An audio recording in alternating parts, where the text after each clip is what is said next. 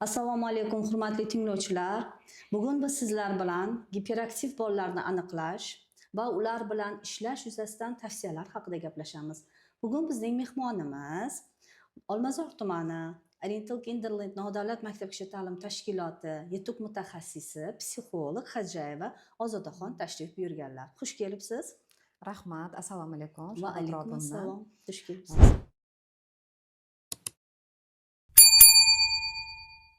Ozodaxon, biz har kun ta'lim tarbiya jarayonlarida giperaktiv bolalar bilan duch kelamiz. Albatta bu giperaktiv bolalar biza ta'lim berish jarayonimizga birozda bizga noqulaylik olib keladi, lekin baribir biz pedagogmiz, biz psixologmiz. Har bir bolani tilini topishga, har bir bolani ruhiy olamiga kirib borishga harakat qilishimiz kerak, to'g'rimi? Mana sizni ish jarayoningizda, giperaktiv bolalar bilan ishlash jarayonlaringizda oddiy bola bilan giperaktiv bolalarning farqini, qay darajada sindromlarini ajratib berasiz? Oddiy faol bolalar bor va giperaktiv bolalar bor. Bu faol bolalar yoshiga xos bo'ladi, to'polonchi, lekin ular diqqatini jamla oladi. Yaxshi ko'rgan narsasini ustida 20 minut, 30 minut o'tirib oxiriga yetkazadi. Lekin giperaktiv bolalar xalq tilida aytiladiki, to'polonchi, sho'x, qaysar, quloqsiz deb aytishadi. Lekin ular o'zini nerv sistemasini boshqara olmagani uchun, tanasini boshqara olmagani uchun ular hamma narsada faol bo'ladi, tez chalg'iydi. Ko'ramizki, oyoqlarini titratib o'tirishadi yoki hammasiga tegib ko'rishadi. Bu notanish joylarga borganda hamma narsa ularga qiziq bo'ladi. Bu narsa pedagoglarga ham oz muncha qiyinchilik tug'diradi, chunki ular tinchlantirib o'tkaza olishmaydi. Ular o'ylashadiki, men gapirsam bola tinchish kerak deb o'ylashadi, lekin ularga juda qisqa gapirish kerak va ko'z kontaktini qilishimiz kerak ular bilan. Misol uchun, Aziz, kelib o'tir. Aziz, daftaringni och. Qisqa va aniq bo'lishi kerak va ularga ko'proq ular bilan biz ish olib borayotganimizda maqtov bo'lishi kerak, rag'bat bo'lishi kerak. Har bir ishidan, o'sha qilgan ishi uchun biz maqtashimiz kerak ularni. O'shanda ular o'zida bir anaqani his qiladi. Biror bir kerakli ekanman, faqat gap eshitmas ekanman degan xulosa qiladi. Sho'x bolani izolyatsiya qilib qo'yishadi. Yo'q, aslida ularni oldimizga olib lider qilib qo'yishimiz kerak. Keyin menga qarash var, men buni qilish var, keyin men bolani anaqalarini qilib ber, daftarlarini ochib tekshirib ber desa, u xursand bo'ladi. Ularni rag'batlantirish anaqasida, bog'chada, maktabgacha ta'limda stikerchalar, yulduzchalar bir nima bersangiz, bola xursand bo'ladi. Shu arzimagan narsa, lekin shu ham bolaga bir anaqa beradi. Faqatgina gap eshitish emas, rag'bat ham olar ekanman degan xulosaga keladi. To'g'ri. Demak, biz shunday xulosa qilamizki, giperaktiv bolalar har doim impulsiv harakatda, do'stlari, jamoada ham, hattoki do'stlarni ham tinch qo'ymaydigan, vaqti kelganda birdaniga arazlab qoladigan, ahamiyat bergan bo'lsangiz, arazlab qoladigan, qitimir deymiz xalq tilida, qitimirlik qiladigan bolalar bo'ladi. Bu albatta oilada ham ayrim vaqtda onalarimizni ham ozroq nima deydi, asablariga, sarosimiga keltirib qo'yadi. Pedagoglar ham o'zi ta'lim jarayonini olib borayotganda noqulayliklarga duch keladi, lekin bu bolalarga ham alohida ahamiyat berishimiz kerak. Ularni shu impulsiv harakatlarini to'g'ri yo'lga yo'naltira bilishimiz kerak. Keling, biz siz haqida yana bir mavzu haqida gaplashamiz. Shu mavzuni ochish uchun yo'nalish haqida.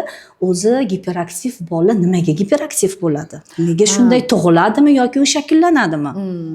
Bu giperaktiv bola homiladorlik davridan ham boshlanar ekan, homiladorlik davridan yoki irsiy omillar ham bo'lar ekan, va foizi kam ekan.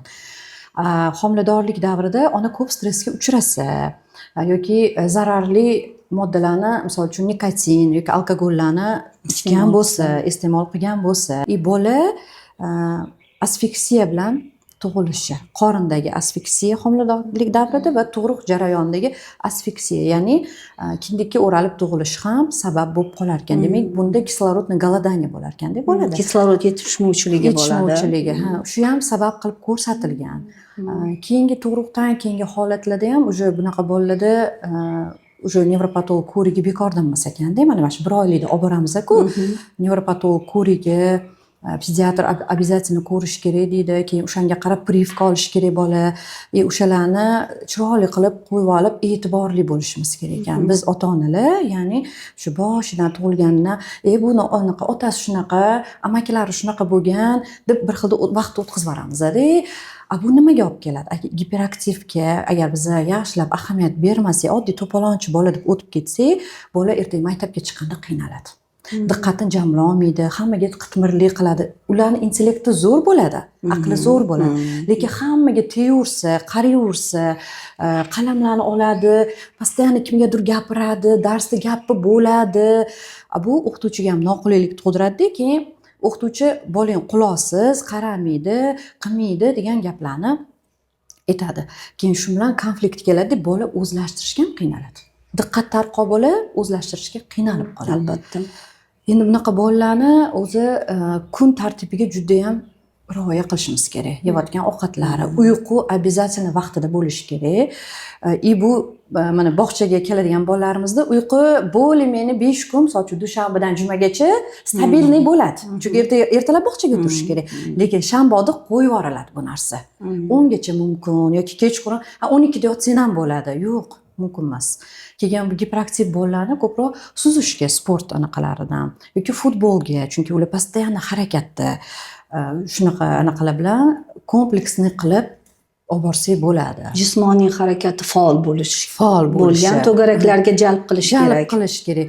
Endi qaraladi, agar slishkim giperaktivniy bo'lsa, kechki paytga mana maktabdan yoki bog'chadan keyingi juda ham faol anaqalarni sport to'garagini qo'ymagan ma'qul.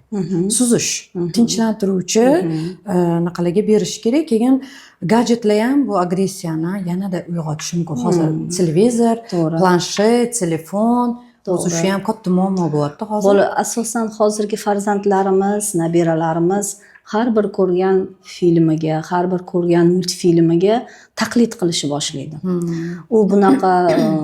Ular bunaqa multiklarni ko'rgandan keyin taqlid qilib, yanada uni giperaktivligi faollashib ketadi-da. Taqlidchi bo'ladi-ku bolalarimiz asosan. Shunaqa. Keyin mana hozirgi bolalarda yana o'sha anaqalarni ko'rsangiz, multfilmlarni solishtirib ko'rganingizda, oldingi biz paytda Sovet davridagi multfilmlarchi gapirilgan, ezgulik, hammasi gapirib tushuntirilgan. Hozirgilar prямо anaqalar o'zgaraveradi, kadrlar tez o'zgaradi. Ular gapirmaydi. Faqat sakraganini ko'rasiz, chapga chalganini ko'rasiz, faqat движение-da. O'shaning uchun ham bolalarda nutq bilan ham muammo bo'layotgani joyi. Aksariyat multfilm qahramonlarida qaysarlik aks etganda, ahamiyat berasizmi? Qaysarlik aks etgandan keyin qaysar bo'lsam, meni xohishim bajarilar ekan degan signal shakllanadi bolada. Bu ham to'g'ri. Mana bu qaysarlik qilyapti-ku, demak, men ham qaysarlik qilsam, menga o'sha konfetni yoki o'sha shirinlikka yoki o'sha men xohlagan o'yinchoqni ota-onam olib beradi deb o'ylaydi bola. Erishaman. Lekin aytganingizdek, avvalgi davrdagi ezguligi yuksak multiklarni ko'rsangiz, u yerda yaxshilikka, ezgulikka siz yuqorida aytib o'tgandek, u yerda suhbat orqali bolani nutq ham rivojlanadi. U yerda faqat harakat emas, u yerda suhbat ham ketadi deb bolani nutqi rivojlana boshlaydi. Bola ham eshitadi, ham ko'radi, bolada tafakkur rivojlanadi. Shuning uchun men o'ylayman, biz farzandlarimizga, nabiralarimizga shu ko'rayotgan multiklari, ko'rayotgan kitoblari hammasini qarab, bilib, bolani yoshiga mosmi, bolani ruhiyatiga salbiy ta'sir ko'rsatmaydimi, bola bu kitobni ko'rib yoki bu multfilmni ko'rib qanday xulosa oladi, salbiy tomonga o'zgaradimi, ijobiy tomonga o'zgaradimi, nutqi rivojlanadimi yoki rivojlanmaydimi deb o'zimizni oldin tahlil qilib, keyin bolani shu multfilm ko'rishga yoki shu kitobni ko'rib tomosha qilib o'tirishga yo'naltirishimiz kerak deb o'ylayman.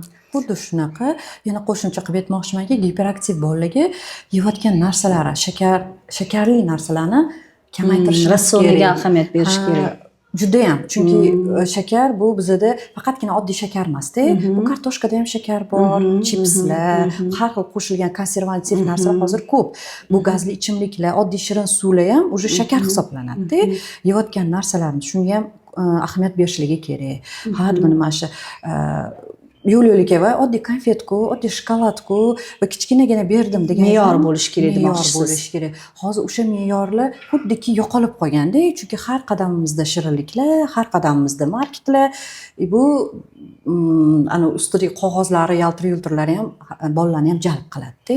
Mana shu narsaga ota-onalarimizga, o'zi giperaktiv bolalarni ota-onalariga sabrli, toqatli bo'lish kerakligi Albatta. aytiladi. Onani o'zi bolani eshita bilishi kerak. Onani o'zida eshitish qobiliyati shakllangan bo'lishi kerak. Bu deganda sabr bo'lishi kerak-da. Yo'q, qoch, qo'yver, men ishimni qilaman, u narsa yot narsa bo'lishi kerak-da. Haqiqatda giperaktiv bolalar bilan ishlashda o'zi emas, bu yerda faqat tashkilotda ishlab erishilmaydi yutuqqa. Bir narsaga ahamiyat berishimiz kerak. Ota-ona bilan hamkorlikda ishlash kerak. Xuddi shunaqa to'ppa-to'g'ri aytdingiz. O'shani endi aytmoqchi edim. Uchburchak asosida, metod asosida ishlanadi. Bu demak, ota-ona, mutaxassis va pedagog. Xuddi shunaqa ishlaganimizda bolada bir qanaqadir natijaga erishishimiz mumkin. Bu yerda misol mutaxassislar ishlayveradi. Mana bog'chada, maktabda mutaxassis ishlaydi, ota-onada reaksiya yo'q. Bola yana qayta shu muhitga boradi. Demak, bizni bu yerda ota-onalar ham o'zini tarbiyalash kerak bo'lgan joylari bor. Baribir uyda ko'rganini qiladi. Mana hozirgi tajribalarimda ko'raman, bolalar yig'lab keladi. Onalardan suhbatlashib o'tkazganimda, nima bo'ldi kecha desam, kecha kech uxladim, nechida? 12 da. Bu juda ham kech bolaga, bola agressivniy bo'ladi, uyquga to'ymagan, gadjet bilan uxladim, telefon ko'rib uxlab qoldi. Bu eng katta xatoyimiz. Bolani uxlashdan oldin 1 soat oldin unaqa narsalarni o'chirishimiz kerak. Bolaga tinchlantiruvchi, relaksatsion bir qanaqadir ertaklarmi, terapiya, ertak terapiyalari bor. Chunki bola o'sha qahramonlardan o'rganar ekanda. O'sha ezgulikka aytganingizdek yaxshiliklarni bola qanaqa bo'lishi kerak, oq-qorani tanish aslida o'shalardan boshlanadi. Shuning uchun bolalarni shunaqa tinchlantirib, o'sha aytganimdek juda ham anaqaga kun tartibiga rioya qilish kerak. Bolani yoshiga mos mashg'ulotlar berishimiz kerak. Yoki ish, misol uchun o'sha bolaga 5 yosh, 6 yosh bolalarga axlat to'kib kelish. Misol uchun kiyimini taxlab qo'ygin, o'yinchoqlaringni yig'ishtirib qo'y, qisqa va lo'nda. Hozir bu qiladi, qilmaydi, bu qilguncha o'zim qilib qo'yaman deymiz-da, onalar xatosi. Bu bolani chalg'itishga ham kiradi-da. Bolani mehnatga yo'naltirish va bolani chalg'itish. To'g'ri. Keyin men yana bir qo'shimcha qilmoqchiman. Avvalo onalarimiz bolani yoshiga mos ish buyurish kerak. Bu juda ham muhim. Bu juda ham muhim. Albatta shunga yo'naltirish kerak. Aytganingizdek, bu baribir ish qilmaydi. Bu kichkina bola-ku, o'zim qilib ola qolay deyish kerak emas. Bu yerda ham hamkorlik bo'ladi. Ham bola onasi bilan qandaydir bir mehnatni amalga oshirsa, o'yin tarzida bo'lsa, undan ham qiziq, yaxshi, juda ham to'g'ri. Hiperaktiv bolaga. Keyin qani kim birinchi bo'lar ekan? Har bir bajarilgan ishdan keyin rag'batlantirishni bilish kerak. Aynan giperaktiv bolani kutadi u bola. Rag'batlantirish kerak. Uni ish natijasini qanaqa bajarganini va uni ish natijasini ko'rsata bilish kerak. Bola shunda bajargan ishi haqida xulosa qila oladi va rag'bat olgandan keyin albatta rag'bat har bir bolaga yoqadi. Kuch beradi. Keyin yanada yaxshi qilaman deydi. Albatta. Ota-onani aytganini qilaman deydi. Keyin ota-onalarni yana men anaqalarni ko'raman-da, shu xatolarni. Idishni yuvib turib chaqirishadi. Qaravor, otini ham aytishmaydi. Hey, qaravor deyshadi. U idish yuvib turibdi. Bola eshitmadi. Unaqa bolalarga qarab, ko'zi bilan ko'z kontakt qilishimiz kerak. Ismi bilan murojaat qilib. Aziz, menga qaravor. Keldi, keyin mashina to'kib kel, mashina olib borib qo'y. Shunaqa tarzda gaplashsak, keyin u eshitadi bizani. Bilaman bu ishni sen qila olasan. Sensiz men bu ishni bajara olmayman. Qo'llab-quvvatlovchi, o'sha podдержка ketadi-da. O'shanda bola xursand bo'ladi-da. Faqatgina tanqid eshitgan bola qo'pol qilib aytganda bez bola bo'lib qoladi.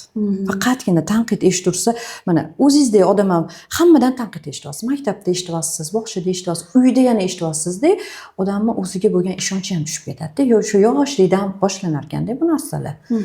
Biror bir ish qila olmagandan keyin u shu gaplarni eshitib katta bo'ldi-yu. Unga boshqacha shablon yo'q-da. Shuning uchun biz ular bilan chiroyli munosabatda bo'lishimiz kerak ekanda. Ana aytadi-yu, Adam Gunesh borlar, turk pedagogi o'qib qolgan edim. Kitoblarda ona bo'ldingizmi, ortga yo'l yo'q deganlar-da. Bo'l, shuni o'zi katta anaqada, bo'l, ortga yo'l yo'q. Bizda demak sabr bilan shu bolalarimiz bizga shunaqa berilibdi, sho'x bola. Demak, sho'x bola o'zi lider bola. Yomon ular zo'r anaqa bo'ladi. Yeton intellekti ham zo'r bo'ladi. Даже unaqa bolalar mana maktab holatda kuzatganimda jim o'tirmaydi, hamma qitmirlik qilib yozmaydi, lekin so'rasangiz o'qituvchini doskada aytgan gapini aytib bera oladi. To'g'ri. Aytib bera oladi. Aksariyat giperaktiv bolalar, lider bolalar. Ularni o'zlashtirish darajasini maktabda bir kuzatganimda juda yaxshi, yuqori natijalarga erishgan. Aytishadi-yu, sho'x bo'lsa ham rosa zo'r o'qiydi deb. Shunga ahamiyat berdim men ham. Aksariyat giperaktiv bolalarning o'zlashtirish darajasi yuqori. Mana men o'zim bolam misolda aytsam, bolam unaqa sho'x emas, lekin bolaga qo'shilsa sho'xlik qiladi. Maktabda juda ham zo'r o'qiydi-da, lekin shu sho'xligi haqida ozgina naqlishadi. Keyin xo'jayin nima aytadilar? Bo'ldi, yaxshi norma ekan deb qo'yadilar. Bo'ldi. Sho'xlik ham qilish kerak deydilar, to'g'ri. Lekin sho'xlikdan farqi bor. Bu giperaktivni emas. Lekin bolaga qo'shilsa qo'shilgandagi faoliyat. U norma. Chunki birga o'ynaydi, birga qiladi. No, ular uzoq muddat, misol uchun o'sha 1 soat o'tirib ham legosini yig'a oladi unaqa bolalar. O'zi yaxshi ko'rgan rasmini chiza oladi. Yaxshi ko'rgan multsigini 20 minut 30 minut ko'ra oladi. Mana bular giperaktivni emas. Giperaktivnilar 2-3 minut o'zi turib ketaveradi. 10-15 minut uzog'i. Bog'chalarda ham kuzataman 10-15 minut. Endi unaqa bilan qanaqa munosabatda bo'lish kerak? Shu savolni bermoqchi edim Ozodaxon. Mana giperaktiv bolalar bilan ishlashda qanday tavsiyalar bera olasiz? Giperaktiv bolalarga o'sha aytganimdek, ularni izolyatsiya qilish emas, yonimga kel. Mana bular qarash bor. Mamna qilib chiroyli gapirib, ko'proq e'tibor qaratish unga. Chetlashtirmasdan yoniga o'tqizish. Va o'sha aytganimizdek hali maqtovchalarni aytish, sekin-sekincha ko'paytirib oshirib yubormasdan qilgan ishiga mos bo'lish kerak. Ana bir xilda qilmagan ishiga maqtov bersa, u egoizmni rivojlantirib yuboradi. De qilgan ishiga. Keyin o'sha bolalarga tanqid bilan emas, faqatgina sen qila olasan. Men ishonaman senga deb qo'llarini ushlab, o'sha bolani bo'yiga baravar tushib gaplashishimiz kerak. O'shanda ular bizani eshitadi. O'sha qisqa va lo'nda bo'lish kerak. Daftaringni och, buni olib kel, buni olib borib qo'y. Shunaqa desak, keyin ular qiladi. Uzoqdan turib gapirsak ham qilmaydi. Ozodaxon, mana biz siz bilan hozir giperaktiv bolalarimiz haqida suhbatlashdik. Suhbatimiz oxirida ota-onalar uchun, bizning tarbiyachilarimiz uchun nima deya olasiz? Qanday xulosa qilib bera olasiz? Xulosa qilib aytadigan bo'lsam, giperaktiv bola bu sog'lig'ida nuqsoni bor bola degani emas. Bular sog'lom bola. Faqatgina o'ziga xosligi bor, xarakterida. Sho'x bola, faol bola. Bu temperament turiga ham bog'liq bola. Giperaktiv bolaga ota-onalar, mutaxassislar to'g'ri yondoshsak, bolalar lider bolalar aslida. Demak, ota-ona tarafidan bolalar bilan ko'proq suhbatlashish, gaplashish, o'sha ularni faol anaqalarga, sport to'garaklariga yo'naltirish. Suzishmi, tennismi, karatemi, futbolmi, o'shalarga yo'naltirish va to'g'ri munosabat qilish. Tanqid emas, rag'batlantirish, maqtov berish bu bolaga yanada o'ziga ishonchini oshiradi. Bo'lmasam bolalar hadeb tanbeh eshitgan bola o'ziga ishonchsiz bo'lib qolish ehtimoli yuqori. Rahmat. Rahmat qiziqarli, mazmunli suhbatingiz uchun rahmat. Men o'ylaymanki, bizning tinglovchilar ham biz ham juda kerakli ma'lumotlar oldik sizdan mutaxassis sifatida. Inson uchun eng oliy ne'mat bu farzand. Har birimiz farzandimiz uchun yashaymiz, farzandimizni tarbiyasiga alohida e'tibor qaratamiz, chunki bizni kelajagimiz farzandlardir. Shuning uchun har bir ota-onani farzandi bilan bo'layotgan tarbiyasi bilan bo'layotgan yo'lida muvaffaqiyat tilayman har birimizga. Xayrli bo'lsin. Bugungi suhbatimiz ham o'ylaymanki, hurmatli tinglovchilar, manfaatli bo'ldi. Xayrli bo'lsin. Kelgusi jarayonlarda ham sizni suhbatlarda kutib qolamiz. Dolzarb ota-onalarimiz, pedagoglarimiz uchun kerakli mavzularni yoritib berasiz degan umiddamiz. E'tiboringiz uchun rahmat. Sog' omon bo'ling.